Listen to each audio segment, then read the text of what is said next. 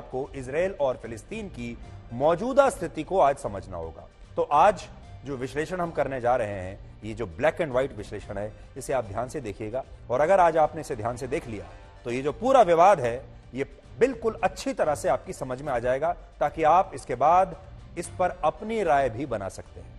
और मैं आपको इसका ब्लैक भी दिखाऊंगा और व्हाइट भी दिखाऊंगा।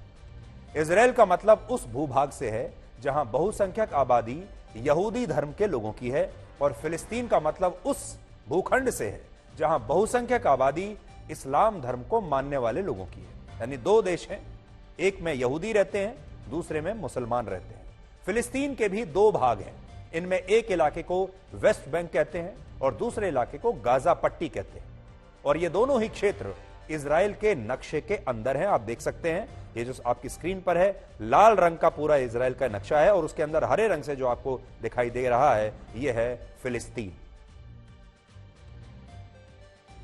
और इसमें आपको गाजा पट्टी भी एक छोटी सी दिख रही है हरे रंग में, और दूसरा वेस्ट बैंक भी आपको नजर आ रहा है। वेस्ट बैंक में 30 लाख और गाजा पट्टी में 20 लाख मुसलमान रहते हैं, और इस तरह फिलिस्तीन के अरब मुसलमानों की कुल आबादी है 50 लाख। आप कह सकते हैं कि फिलिस्तीन की कुल आबादी 50 लाख है। दूसरी तरफ इजराइल की कुल आबादी है 1 करोड़, फिलिस्तीन से दुगनी। लेकिन इस 1 करोड़ में से 74 लाख यहूदी हैं और 18 लाख मुसलमान हैं। बड़ी बात यह है कि इजराइल में तो फिर भी 18 लाख मुसलमान रहते हैं, लेकिन फिलिस्तीन में एक भी यहूदी नहीं रहता। अब विवाद इस बात को लेकर है कि इजराइल के 74 लाख यहूदी लगभग 27,000 वर्ग किलोमीटर के इस इलाके पर अपना अधिकार मानते हैं, जबकि फिलिस्तीन के 50 लाख मुसलमान भी इस इलाके को अपना ही बताते हैं और कहते हैं कि इजराइल ने उनकी भूमि पर अवैध कब्जा किया हुआ है, यह भूमि उनकी है।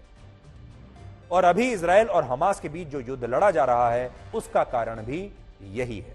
हमास के आतंकवादी कहते हैं कि वो इजराइल से फिलिस्तीन की जमीन को आजाद कराने के लिए ये जिहाद कर रहे हैं, और ये जिहाद तब तक जारी रहेगा जब तक इजराइल फिलिस्तीन के लोगों को उनकी जमीन लौटा नहीं देता। अब यहां यह समझना जरूरी है कि इजराइल की तरह क्या फिलिस्तीन भी एक देश है? संयुक्त राष्ट्र समेत दुनिया के 138 देश आज भी फिलिस्तीन को एक राष्ट्र मानते हैं, और फिलिस्तीन को एक अलग देश मानने वालों में हमारा देश भारत भी है। और दिल्ली में फिलिस्तीन की बाकायदा एक एम्बेसी है, फिलिस्तीन का दूतावास भी है। इसलिए यह बात स्पष्ट कर लीजिए कि दुनिया के 138 करोड़ देश भारत समेत फिलिस्तीन को अलग देश मानते हैं, एक अलग राष्ट्र की उसको मान्यता मिली हुई है, और फिलिस्तीन का दूतावास भी भारत के दिल्ली में है। इजराइल देश वर्ष 1948 में बना था, यानी इजराइल और भारत का निर्माण लगभग एक साथ हुआ है। हमें आजादी मिली है 1947 में, और इजराइल का भी गठन हुआ है 1948 में।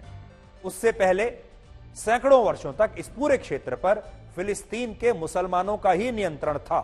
तो अब यहां यह बात स्पष्ट हो गई कि इजराइल तो 1948 में बना है। 48 से पहले क्या था? 48 से पहले यहां अरब के मुसलमानों का ही कब्जा था। वर्ष 1517 में इस क्षेत्र में 98% मुसलमान और सिर्फ 1.7% यहूदी रहते थे। 1882 में 92% मुसलमान और 8% यहूदी रहते थे, और वर्ष 1917 में भी इस क्षेत्र की कुल आबादी में 91% मुसलमान थे और सिर्फ 8% यहूदी थे। यानी हमेशा से मुसलमानों का इलाका रहा है। हमेशा ही 1917 तक 90% से ज्यादा आबादी मुसलमानों की थी। उस समय इजराइल का नक्शा ऐसा हुआ करता था, जिसमें लगभग सभी इलाके फिलिस्तीन के पास थे, और यहूदी धर्म के लोगों ने यहां एक तरह से शरण ली हुई थी। तो फिलिस्तीन का असल में जो पूरा असली नक्शा है वो ऐसा था, और यहूदी जो थे वो यहां शरणार्थी थे। यह बात भी सही है कि जब इस क्षेत्र पर फिलिस्तीन के मुसलमानों का नियंत्रण था, तब उन्होंने कभी भी यहूदी धर्म के लोगों को वहां बसने से रोका नहीं। यहूदी धर्म के लोग जब शरणार्थी के तौर पर इस क्षेत्र में अपने परिवारों के साथ आए, तो फिलिस्तीन के मुसलमान उनका स्वागत करते थे, और उस समय तक फिलिस्तीन के मुसलमानों और यहूदी धर्म के लोगों के बीच कड़वाहट नहीं थी। ये स्थितियां पहले विश्व युद्ध के बाद बदलनी शुरू हुई। यानी ये जो भाईचारा था, ये फर्स्ट वर्ल्ड वॉर के बाद टूटना शुरू हुआ, जब पश्चिमी देशों में यहूदियों के खिलाफ बड़े पैमाने पर हिंसा हो गई। पश्चिमी देश मतलब वो देश जो ईसाई धर्म को मानते हैं, जो क्रिश्चियनिटी को मानते हैं, और क्रिश्चियनिटी को मानने वाले जो लोग हैं वो यहूदी धर्म से नफरत करते थे, क्योंकि उन्हें लगता है कि जीसस क्राइस्ट की जो हत्या है वो यहूदी धर्म के लोगों ने की थी, यहूदियों ने की थी। इसलिए इन दोनों धर्मों के बीच हमेशा दुश्मनी थी। वर्ष 1917 में जहां फिलिस्तीन में यहूदियों की आबादी सिर्फ 8.1% थी, वही आबादी 1922 में 11% हो गई, 1931 में बढ़कर 17% हुई, 1936 में 28% हो गई और फिर 1947 में 32% यहूदी यहां रहने लगे। फिलिस्तीन में अचानक से यहूदियों की आबादी में इसलिए वृद्धि हुई क्योंकि पश्चिमी देशों में यहूदियों पर बहुत जुल्म हो रहे थे, उन्हें मारा जा रहा था और वो अपनी जान बचाने के लिए फिलिस्तीन में शरणार्थी के रूप में आने लगे।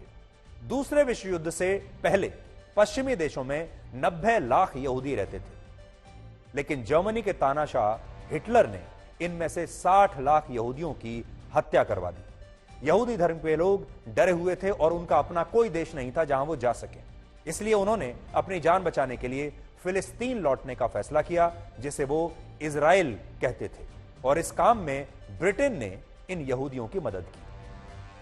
भारत की तरह ब्रिटेन ने वर्ष 1917 में फिलिस्तीन को अपना गुलाम बना लिया था। तो जैसे हम गुलाम थे ब्रिटेन के, वैसे ही फिलिस्तीन भी ब्रिटेन का गुलाम देश था। और जब दूसरे विश्व युद्ध में यहूदियों ने अंग्रेजों की मदद की तो अंग्रेजों ने खुश होकर यहूदियों से यह वादा किया कि वो उनके लिए एक अलग इजराइल देश बनाने में मदद करेंगे। और जिस तरह अंग्रेजों ने वर्ष 1947 में भारत को बांट दिया और पाकिस्तान के नाम से एक नया देश बना दिया, ठीक वैसे ही उन्होंने फिलिस्तीन के भी टुकड़े कर दिए। ब्रिटेन संयुक्त राष्ट्र में इजराइल देश बनाने के लिए एक प्रस्ताव लाया और फिर संयुक्त राष्ट्र ने वर्ष 1947 में ही यह तय किया कि फिलिस्तीन को मुसलमानों के लिए और यहूदियों के बीच बांट दिया जाएगा। तो सोचिए, ब्रिटेन ने फिलिस्तीन के दो हिस्से किए, फिलिस्तीन के दो हिस्से करके कहा एक हिस्से में मुसलमान रहेंगे, दूसरे हिस्से में यहूदी रहेंगे, और जिस हिस्से में यहूदी रहेंगे वो एक अलग देश कहलाएगा जिसका नाम होगा इजराइल। विभाजन की इस योजना के तहत 56% इलाका फिलिस्तीन का इजराइल को मिलना था और 44% इलाका फिलिस्तीन के मुसलमानों को मिलना था। यह था यूनाइटेड नेशंस का पूरा अरेंजमेंट। लेकिन वर्ष 1948 में जब इजराइल बना और अरब देशों ने अचानक से फिलिस्तीन राष्ट्र का समर्थन करते हुए इजराइल पर ही हमला कर दिया, तो जबरदस्त जंग लड़ी गई और इजराइल ने संयुक्त राष्ट्र के प्रस्ताव का उल्लंघन करते हुए फिलिस्तीन के कई इलाकों पर कब्जा कर लिया। अब यहां एक बात यह भी है कि अरब देशों ने पहले इजराइल बनते ही इजराइल पर हमला कर दिया और इजराइल ने इस हमले का करारा जवाब दिया, और जवाब ऐसा दिया कि उन्होंने फिलिस्तीन के भी बड़े इलाकों पर कब्जा कर लिया। 1917 में जो क्षेत्र कभी पूरी तरह से फिलिस्तीन के मुसलमानों के पास हुआ करता था, उस पर इजराइल का कब्जा हो गया और आज यहां लगभग 74% यहूदी रहते हैं और इस क्षेत्र के सिर्फ 12% इलाके पर ही फिलिस्तीन का कब्जा है। तो सोचिए, एक जमाने में जब फिलिस्तीन के पास लगभग 46% इलाका था, वो घटकर अब सिर्फ 12% रह गया, क्योंकि इजराइल ने धीरे धीरे धीरे धीरे धीरे धीरे फिलिस्तीन के बहुत बड़े इलाके पर कब्जा कर लिया। और इसी वजह से फिलिस्तीन के मुसलमान इजराइल को अपना दुश्मन नंबर 1 मानते हैं। आगे बढ़ने से पहले आपको मैं मशहूर आध्यात्मिक गुरु ओशो का एक कथन सुनाना चाहता हूं। ओशो ने आज से लगभग 40 साल पहले कहा था कि इजराइल के लोगों के साथ सबसे बड़ा धोखा ब्रिटेन और अमेरिका ने किया है, जिन्होंने उन्हें अरब देशों के, इतने सारे अरब देशों के बीच बसाकर उन्हें करोड़ों मुसलमानों का दुश्मन बना दिया है और चारों तरफ मुसलमानों से घेर लिया है। और ये यहूदियों के साथ ब्रिटेन और अमेरिका का बहुत बड़ा धोखा है और ये यहूदी कभी भी यहां चैन से नहीं रह पाएंगे, क्योंकि ये चारों तरफ से अरब देशों से घिरे हुए हैं। सुनिए उन्होंने क्या कहा था। तो देखिए, ओशो ने उसी समय समझ लिया था कि भविष्य में क्या होने वाला है। उस समय यहूदी तो बहुत खुश हो रहे थे कि उन्हें अलग देश मिल गया, उनका आजाद देश होगा जिसका नाम होगा इजराइल। लेकिन ओशो ने उसी समय यह कह दिया था कि क्योंकि इजराइल चारों तरफ से अरब मुसलमानों से घिरा हुआ है, इसलिए वो कभी भी इन्हें चैन से जीने नहीं देंगे। ये वो इतिहास है जिसकी वजह से दुनिया भर में फिलिस्तीन को हमदर्दी की नजरों से देखा जाता है और इजराइल को क्रूर बताया जाता है, क्योंकि इतिहास को देखने के भी अलग अलग नजरिए हैं। कुछ लोगों का नजरिया, उनका जो इतिहास है वो 1948 के बाद से शुरू होता है कुछ लोगों का इतिहास हजारों वर्ष पहले से शुरू होता है। अब ये आप पर निर्भर करता है कि आप इतिहास की इस बस को कौन से बस अड्डे से पकड़ना चाहते हैं। लेकिन हकीकत में इस विवाद से जुड़ा यह इतिहास सिर्फ इतना ही नहीं है, इसके पीछे बहुत बड़ी पृष्ठभूमि है। यह बात सही है कि वर्ष 1917 में फिलिस्तीन का नक्शा ऐसा था जहां 91% मुसलमान थे और सिर्फ 8% यहूदी थे। लेकिन यह भी सच है कि 1000 ईसा पूर्व इसी क्षेत्र का नक्शा ऐसा हुआ करता था जहां लगभग 100% आबादी यहूदी धर्म के लोगों की थी और इस क्षेत्र में एक भी मुसलमान नहीं था। सच यह है कि उस समय तक इस्लाम की उत्पत्ति ही नहीं हुई थी। 1010 से 931 ईसा पूर्व तक इस क्षेत्र में फिलिस्तीन का नामो निशान तक नहीं था। उस समय यहां किंगडम ऑफ जुडा का शासन था और यहां के राजा थे किंग सोलोमन, और यहूदी धर्म के लोग इसी क्षेत्र में रहते थे, यानी ये उनका इलाका था। 597 ईसा पूर्व कसदी यानी बेबीलोनिया साम्राज्य ने इजराइल पर आक्रमण किया और इस क्षेत्र को अपने नियंत्रण में ले लिया, और इसी के बाद बेबीलोनिया साम्राज्य के अत्याचारों से बचने के लिए यहूदियों को दुनिया के अलग अलग देशों में शरण लेनी पड़ी, भागना पड़ा, और जो यहूदी इजराइल में रह भी गए उन्हें कसदी साम्राज्य ने अपना गुलाम बनाकर रख लिया। यानी ये वो समय था जब बेबीलोनिया साम्राज्य के अत्याचारों से बचने के लिए यहूदी पहली बार अपना देश, अपनी भूमि छोड़कर दुनिया भर में भाग गए और जगह जगह शरणार्थी बन गए। इसके बाद 63 ईसा पूर्व रोमन साम्राज्य ने इजराइल पर आक्रमण किया और फिर इस क्षेत्र को अपने नियंत्रण में ले लिया, यानी यह नया साम्राज्य आ गया। यह वो समय था जब और बड़ी संख्या में यहूदी धर्म के लोग इजराइल छोड़कर दूसरे देशों में शरण लेने के लिए चले गए और इजराइल एक ऐसे क्षेत्र में बदल गया जहां बाकी धर्मों और कबीलों का प्रभाव बढ़ गया और यहूदियों का प्रभाव और उनकी जनसंख्या बिल्कुल गिर गई।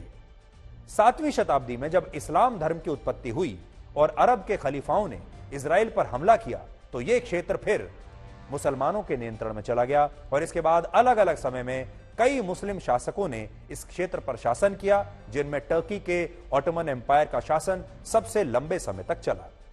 वर्ष 1517 से 1917 तक ऑटोमन एम्पायर ने इस क्षेत्र को अपना गुलाम बनाकर रखा और यह वही दौर था जब इजराइल फिलिस्तीन बन गया। फिलिस्तीन का मतलब इजराइल के उन 5 इलाकों से था जहां रहने वाले लोगों को फिलिस्टिया कहते थे और बाद में यही फिलिस्टिया पैलेस्टाइन बना और हिंदी में इसे फिलिस्तीन कहा गया। यानी इतिहास कहता है कि यह भूमि पहले यहूदी धर्म के लोगों की ही थी, जिस पर अलग अलग समय काल में अलग अलग साम्राज्यों का नियंत्रण रहा और फिर अरब के मुसलमानों ने इसे अपने नियंत्रण में किया, अपनी भूमि बना लिया और आज फिलिस्तीन के अरब मुसलमान इस जगह को अपनी मातृभूमि बताते हैं, जबकि मूल रूप से यह जमीन इजराइल के यहूदी लोगों की ही है, अगर आप सैकड़ों वर्ष पुराने इतिहास में जाकर देखें तो।